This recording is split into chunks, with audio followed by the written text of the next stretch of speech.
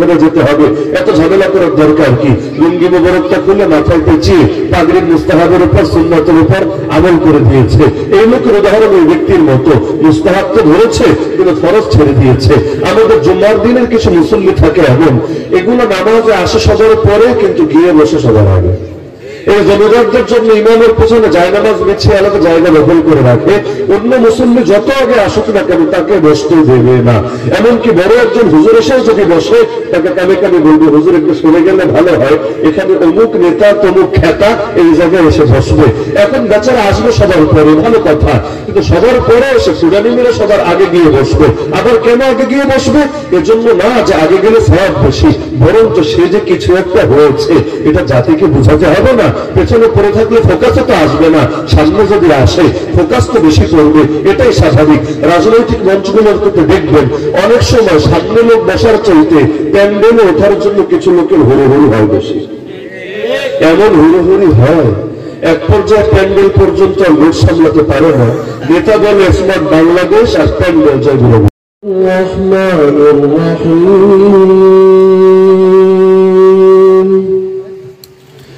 لقد كان لكم في رسول الله أسوة حسنة لمن كان يرجو الله واليوم الآخر وذكر الله كثيرا.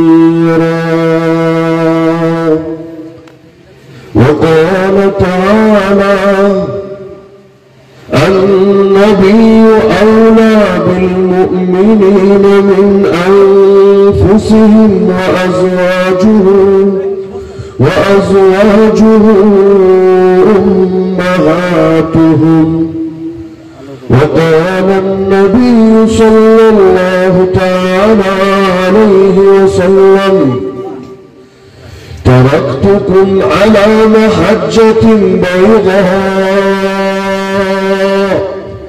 ليلها كنهارها لا يزيد عنها بعدي إلا هالك. وقال أصحاب محمد رضي الله عنهم: اللهم لولا أنت ما اهتدينا ولا تصدقنا ولا صمنا ولا صلينا فأنزل سكينة علينا وثبت الأقدام إن لاقينا إن الأولى قد بغوا علينا إذا أرادوا فتنة أبينا. آمنت بالله صدق الله العلي العظيم وبلغنا رسوله النبي الكريم ونحن على ذلك لمن الشاهدين والشاكرين والحمد لله رب العالمين. জামিয়া ইসলামিয়া দারুল উলুম সাতগাঁও মাদ্রাসার পক্ষ থেকে আয়োজিত আজকের এই বার্ষিক ওয়াজ মাহফিল ও সম্মানিত সভাপতি ও আয়োজকবৃন্দ, উপস্থিত অবস্থা ওয়াজিবুল ইহতিরাম হযরতুল উলামায়ে কেরাম, এলাকার গণ্যমান্য মুরব্বীগণ, স্থানীয় এবং দূর দূরান্ত থেকে আগত দিন দরদি কোরআন প্রেমী প্রিয় তাওহীদি জনতা এবং পর্দার আড়ালে থাকা মা বোনেরা, দুনিয়ার মধ্যে যত মানুষ আছে সকল মানুষের মধ্যে আমাদের উপর সবচেয়ে বেশি অনুগ্রহকারী যিনি, তার নাম মুহাম্মদুর রাসূলুল্লাহ সাল্লাল্লাহু আলাইহি ওয়াসাল্লাম। মুহসিন ইনসানিয়ত, মানবতার প্রতি এমন অনুগ্রহকারী তিনি ছিলেন যে তাকে বাদ দিয়ে বিশ্ব মানবতার জন্য, তারপরে দুনিয়াতে যারা এসেছে তাদের জন্য আল্লাহ তাআলা পর্যন্ত পৌঁছার দ্বিতীয় কোনো পথ, দ্বিতীয় কোনো মাধ্যম, দ্বিতীয় কোনো সিঁড়ি ছিল না। যখন আল্লাহ রাসূল সাল্লাল্লাহু আলাইহি ওয়াসাল্লাম মক্কার মধ্যে দাওয়াতি মিশন শুরু করেছিলেন, এক একটা করে আয়াত, এক একটা করে নিদর্শন আসতো, আর মক্কার মুশরিকরা এই বলে টিটকারি মারত, وَإِذَا جَاءَتْهُمْ آيَةٌ قَالُوا لَن نُؤْمِنَ حَتَّى نُؤْتَى مِثْلَ مَا أُوتِيَ رُسُلُ اللَّهِ। তারা বলতো আমরা ততদিন পর্যন্ত ঈমান আনবো না যতদিন না আমাদেরকেও ঠিক তা দেওয়া হবে যা রাসূলদেরকে দেওয়া হয়েছে।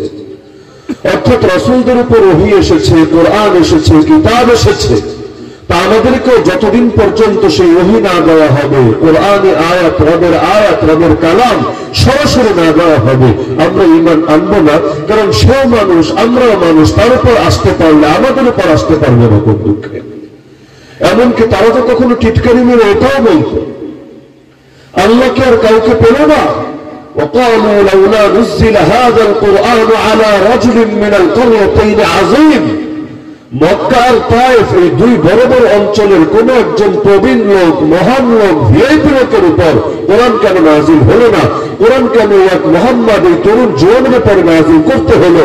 তার চাইতে কি প্রবীণ, তার চাইতে কি মহান, তার চাইতে কি ভিআইপি, তার চাইতে বেশি সামাজিক স্ট্যাটাসের অধিকারী আল্লাহ কি কাউকে খুঁজে পেল না? আল্লাহ তাআলা এগুলোর জবাব দিয়েছেন এক এক জায়গায় এক এক ভাবে। যেমন এক জায়গায় বলেন আল্লাহু আ'লামু হাইথু ইয়াজআলু রিসালাতা, আল্লাহ তার রিসালাত কাকে দিবেন, কাকে তার রাসূল বানাবেন, এটা তিনি সবচেয়ে বেশি ভালো জানেন। আল্লাহু ইয়াসতাফি মিনাল মালাইকাতি রাসূলান ওয়া মিনান নাস, ফেরেশতাদের মধ্য থেকে বার্তাবাহক তিনি নির্বাচন করেন, মানুষের মধ্য থেকে রাসূল তিনিই বানান। আল্লাহ তাআলাকে মানুষের থেকে শুনতে হবে নাকি তিনি কাকে রাসূল বানাবেন? আহুম ইয়াকসিমুনা রাহমাত রাব্বিক, তারা কি তোমার রবের রহমতকে ভাগাভাগি করা শুরু করে দিল নাকি? তো সেই জামানায় অনেকে মনে করত যে আমরাও নবুয়ত নেওয়ার মতো যোগ্য, ওহী নেওয়ার মতো যোগ্য, সেও মানুষ, আমরাও মানুষ। এমনকি কখনো টিটকারি মারত এগুলো বলে, এ আবার কেমন নবী? যেই নবী খায়, যেই নবী পান করে, যেই নবী হাটে ঘাটে মাঠে বাজারে যায়, ইয়ামশি ফিল আসওয়াক। আরে নবী হবে এমন যেই নবী দুনিয়ার সব মানুষ থেকে হবে আলাদা। মানে ফেরেশতা কাউকে যদি নবী বানিয়ে পাঠানো হতো, এটা ছিল তাদের একটা চাহিদা। কারণ ফেরেশতারা খাবেও না, পানি পানও করবে না, বিয়ে শাদিও করবে না, হাটে ঘাটে মাঠে বাজারেও যাবে না। তাদের কাছে মনে হতো এটা না নবীওয়ালা শাহ। কিন্তু আবার কেমন নবী? স্বাভাবিকভাবে জন্ম নেয়, আমাদের মধ্যে বড় হয়, এমনকি এখন বয়স হওয়ার পর বিয়ে শাদিও করে, বাজার ঘাটও করে, সবই দেখি করে, আবার কেমন নবী? হ্যাঁ, এর মানে এটা না যে আল্লাহ ফেরেশতা কাউকে পাঠালে সবাই ঈমান আনত, আবু জাহাল আবু লাহাব কেউ বেয়াদবি করতো না। বরঞ্চ তখন আবার উল্টা যুক্তি দিত, তখন আবার বলতো আরে সে তো ফেরেশতা, তার না এগুলো লাগে না, আমরা তো মানুষ, আমাদের তো সব লাগে। সে বসে বসে ইবাদত করুক গিয়ে, তার তো দুনিয়ার ধান্দা নাই, দুনিয়ার কাজ নাই, আমাদের তো বহু ব্যস্ততা আছে। যারা দেখতে পারে না তার চলন বাঁকা, মানুষ যার পেছনে লাগে তার ভালো গুণকেও দোষে পরিণত করে ছাড়ে, আর যার অন্ধ পূজা করে তার নিকৃষ্ট পর্যায়ের দোষগুলোকে গুণ হিসাবে প্রচার করে। মানুষের নেচার এটা, কালচার এটা। এই কারণে দেখবেন নিজের দলের লোকের পাত্র বানাবে নেক, আর অপর দলের যদি কোনো নেক থাকে সেটারও বানিয়ে ছাড়বে পাপ। মানুষ যাকে দেখতে পারে তারা আসমানে তুলে ফেলে, যারা দেখতে পারে না তারা জমিনের নিচে ছুঁড়ে ফেলে। এখন তার যতই ভালো কাজ যেভাবেই করুক না কেন, এভাবে করলেও সমালোচনা, তো ওভাবে করলেও সমালোচনা, মুখ খুললেও সমালোচনা, তো মুখ বন্ধ রাখলেও সমালোচনা। এক লোকের একটা ঘোড়া ছিল, অল্প বয়সের ঘোড়া, বাছুরি ঘোড়া, এক জায়গায় যাচ্ছে, এখন ঘোড়ার পিঠে চড়ে চড়ে যাচ্ছে। কিছু লোক সমালোচনা শুরু করলো, আরে ঘোড়ার পিঠে দেখে গাধা বসে আছে, গাধা যদি না হয় বাচ্চা ঘোড়াটার পিঠে লোকে চড়ে বসে কেমনে? একটা বিবেক বলতে তো ব্যাপার স্যাপার আছে। বাচ্চা ঘোড়ার আদর করতে হয়, সোহাগ করতে হয়, তা না করে এটাকে বাহন বানিয়ে ফেলেছে। এখন সমালোচনা শুনে বেচারা এই ঘোড়ার পিঠ থেকে নেমে ঘোড়ার লাগাম হাত দিয়ে ধরে টেনে টেনে নিয়ে যাচ্ছে। কিছু দূর যাওয়ার পরে এবার শুনে লোকে সমালোচনা শুরু করেছে, এটা দেখি পুরাই বলো, ঘোড়া থাকতে আবার পায়ে হেঁটে লোকে কষ্ট করে, এটা আবার কেমন কথা? তাহলে ঘোড়াটা হৃদয় টেনে নেয় লাভটা কি? ঘোড়ার কাজে তো সে বাহনের সার্ভিস দিবে, যদি পাশ দিয়ে এটাকে ধরে ধরে হাঁটাতে হয় ডাবল কষ্ট। নিজে হাঁটার কষ্ট তো আছেই, আবার ঘোড়ার লাগাম টানার কষ্ট। এখন বেচারা ভাবলো দুই অপশনই যেহেতু ধরা খেয়েছি, 3 নম্বর অপশনটা হলো এবার গ্রহণ করি। এবার ঘোড়া যেহেতু ছোট সাইজের ঘোড়া, বাচ্চা ঘোড়া, এটাকে তুলে কাঁধে নিয়ে, ছাগল যেভাবে অনেকে কাঁধে নিয়ে বাচ্চারা, ঘোড়াটাকে কাঁধে নিয়ে হাঁটতে শুরু করেছে। এবার লোকে বলে দেখেছো পুরোই তো মাথার নাক বলতে সব ভুলে হয়ে গেছে, না হলে ঘোড়ারে মানুষ চড়ে ঘোড়ার পিঠে, আর কিনা উল্টা ঘোড়ারে চড়িয়েছে নিজের পিঠে। লাস্টে রাগ করে ঘোড়া রেখে হাঁটতে শুরু করেছে। যাই করি না কেন এই দুনিয়া সমালোচনা থেকে বাঁচাতে হবে না। বাংলাদেশে এমন একজন আলেম আমাকে দেখাতে পারবেন যে আলেম এই জাতির কাছে নিয়মিত গালি খায় না? বিশেষ করে আগে যদি এগুলো দেখা নাও যেত, এখন সোশ্যাল মিডিয়ার কল্যাণে সবাই খুব ভালোভাবেই দেখতে পারবেন। কারণ আগে চায়ের দোকানে কে কার ইজ্জত খেয়ে দিচ্ছে এটা তোর বাইরের লোকে টের পাচ্ছে না, সর্বোচ্চ দোকানদার আর দোকানের অন্যান্য কাস্টমাররা জানতে পারছে। কিন্তু এখন যার হাতে কিবোর্ড আছে প্রত্যেকে যেন এক একজন স্বতন্ত্র মুজাহিদে পরিণত হয়ে গেছে। এখন জিহাদ শুরু করে দিয়েছে উম্মতের ওলামায়ে কেরামের বিরুদ্ধে। কারে কখন ল্যাংটা করা যায়, কারে কিভাবে বেইজ্জতি করা যায়, একজনকে তুলতে গিয়ে আরেকজনকে কিভাবে ডুবানো যায়। এক পীরের মুরিদ তো দুনিয়ার সব পীরে পচাতে হবে, এক হুজুরের ছাত্র তো দুনিয়ার সব হুজুরে ডাউনে ডাকাতে হবে। তো এখন মক্কার মুশরিকরাও ভেবেছিল সেও মানুষ আমরা মানুষ, পার্থক্য কোথায়? আমরাও যা যা করি সেও তো হুবহু তা তাই করে, উচ্চবর্গীয় কিছু তো দেখি না। তাহলে সে কোন দুঃখে কোন যুক্তিতে নবী রাসূল হবে আর আমরা হব না? এমনকি এটা যে শুধু কাফেরদের ধারণা ছিল তাই না, কখনো কখনো সেই মুসলিম কিছু মুসলমান এমন ধারণা করে বসতো। একবার কিছু মুসলমান আসলে রাসূলের ঘরে, আল্লাহ রাসূল সাল্লাল্লাহু আলাইহি ওয়াসাল্লাম তখন বাসায় ছিলেন না। রাসূলের ইবাদত বন্দেগীর ব্যাপারে তারা খোঁজ খবর নিতে লাগলো।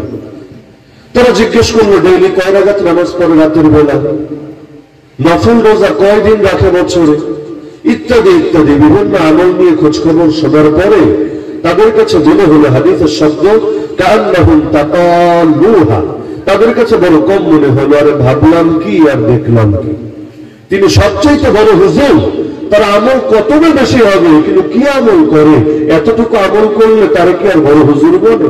ভাবতে পারেন যেই নবী রাতের বেলা এত লম্বা ইবাদত করতেন যে তার দাঁড়িয়ে থাকার কারণে পা মোবারক পর্যন্ত ফুলে যেত। আমার আপনার জীবনে অভিজ্ঞতা নাই। আর তারাবির নামাজে 5 মিনিট লম্বা হলে ইমামের চাকরি জায়েজের অবস্থা। ইমামকে টিটকারি মারে, পাশের মসজিদে 1 ঘন্টা 10 মিনিটে শেষ হলো, আপনার 1 ঘন্টা 20 মিনিট কেন লাগলো? 4G'র যুগে 2G তো আপনি পড়ে আছেন কোন যুক্তিতে?